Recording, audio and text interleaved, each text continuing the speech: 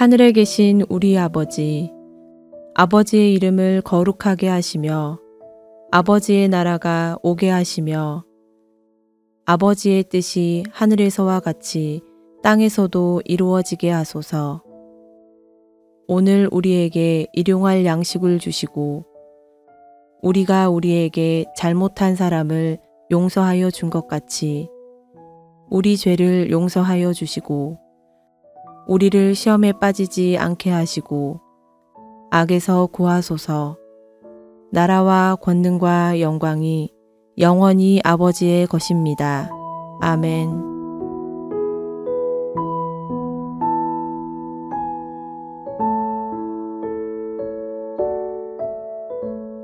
너는 이스라엘 고관들을 위하여 애가를 지어 부르라. 내 어머니는 무엇이냐? 암사자라. 그가 사자들 가운데 엎드려 젊은 사자 중에서 그 새끼를 기르는데 그 새끼 하나를 키우매 젊은 사자가 되어 먹이 물어뜯기를 배워 사람을 삼키매 이방이 듣고 함정으로 그를 잡아 갈고리로 꿰어 끌고 애굽 땅으로 간지라. 암사자가 기다리다가 소망이 끊어진 줄을 알고 그 새끼 하나를 또 골라 젊은 사자로 키웠더니 젊은 사자가 되매 여러 사자 가운데 왕래하며 먹이 물어뜯기를 배워 사람을 삼키며 그의 궁궐들을 헐고 성읍들을 부수니 그 우는 소리로 말미암아 땅과 그 안에 가득한 것이 황폐한지라. 이방이 포위하고 있는 지방에서 그를 치러 와서 그의 위에 그물을 치고 함정에 잡아 우리에 넣고 갈고리를 꿰어 끌고 바벨론 왕에게 이르렀나니 그를 옥에 가두어 그 소리가 다시 이스라엘 산에 들리지 아니하게 하려 함이라.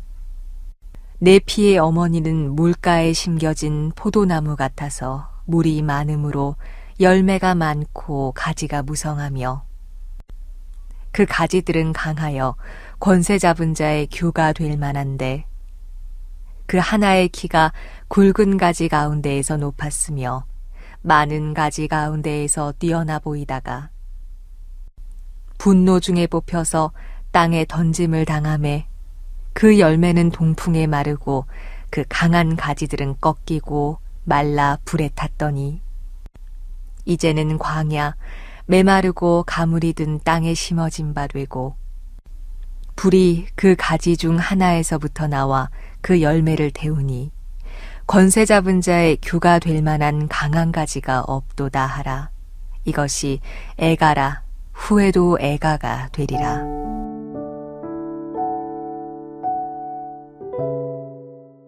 오늘 말씀은 유다 왕가의 몰락을 탄식하는 애가입니다. 하나님은 에스겔을 통해 유다 왕가의 과거와 현재를 회상하게 하십니다. 그들이 어떻게 하나님을 떠나고 파멸에 이르게 되었는지 직면케 하십니다. 우리는 이를 통해 영적 지도력의 위기를 겪고 있는 현대교회를 향한 동일한 경고와 교훈을 발견할 수 있습니다. 하나님은 이스라엘 고관들을 위한 애가를 지으라 하십니다. 사실 그 내용도 다 불러주셨죠. 원래 유다는 아버지 야곱이 사자로 비유한 지파입니다.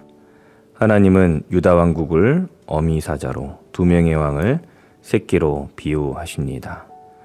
첫 번째 새끼는 젊어서 사자가 되자 교만하여 나라들을 짓밟고 먹이를 찢다가 결국 잡혀 쇠사슬에 묶여 애굽으로 끌려갑니다. 여호아하스 왕입니다. 첫째 새끼가 그렇게 된 것을 본 암사자는 그를 대신해 둘째 새끼를 골라 키웁니다. 그 역시 젊은 사자가 되자 무리를 찢고 성읍을 황폐하게 하다가 결국 바벨론에 끌려갑니다. 여호야긴 왕입니다. 이 두 왕 모두 사자라는 상징이 어울리는 개역군주 요시야의 아들이었지만 하나님께 순종하기보다 정치적 술수를 의지하고 방탕함으로 패망했습니다. 이처럼 우리가 하나님의 뜻이 아닌 세상 권력, 인기, 재물을 의존하다 보면 패망하지요. 만약 사회나 교회의 중요한 위치나 리더십을 가진 상황에서 이처럼 하나님 법도를 따르지 않으면 그 피해는 커지게 마련입니다. 따라서 리더에 있는 사람은 더 하나님을 의뢰해야 합니다. 또 우리의 리더가 하나님을 잘 섬기고 말씀에 따라 잘 행하고 있는지 살피며 그들을 위해 기도하고 권면해야 합니다.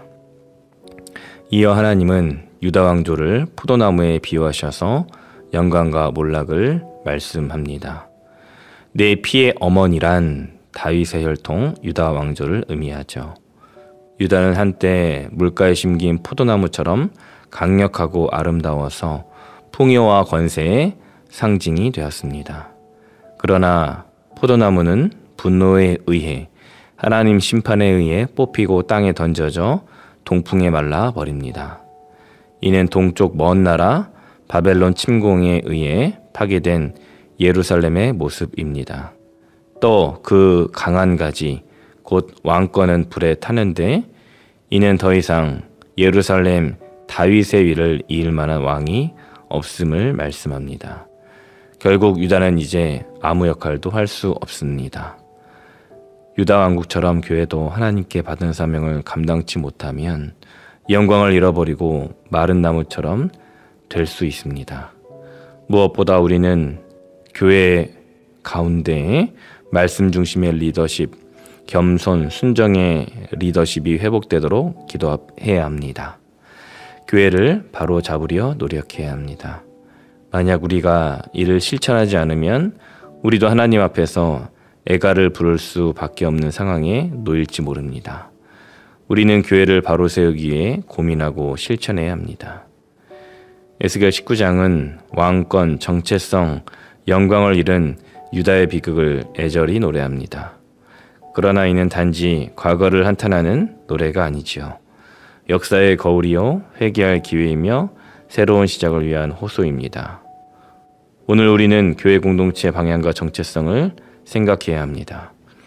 교회에 문제가 있다면 비판의 목소리가 아니라 교회를 바로 세우기 위해 우리가 뭘 해야 할지 고민해야 합니다. 문제를 잘 진단하고 성경적 방법대로 해결해야 합니다. 그때 주님이 길을 열어주십니다. 기도하겠습니다. 주님, 이 땅의 교회들이 다시 하나님 중심의 바른 길을 걸어가게 하소서. 예수님의 이름으로 기도드립니다. 아멘. 계속해서 오늘 주신 말씀에 따른 더 깊은 묵상과 기도를 이어가시기 바랍니다.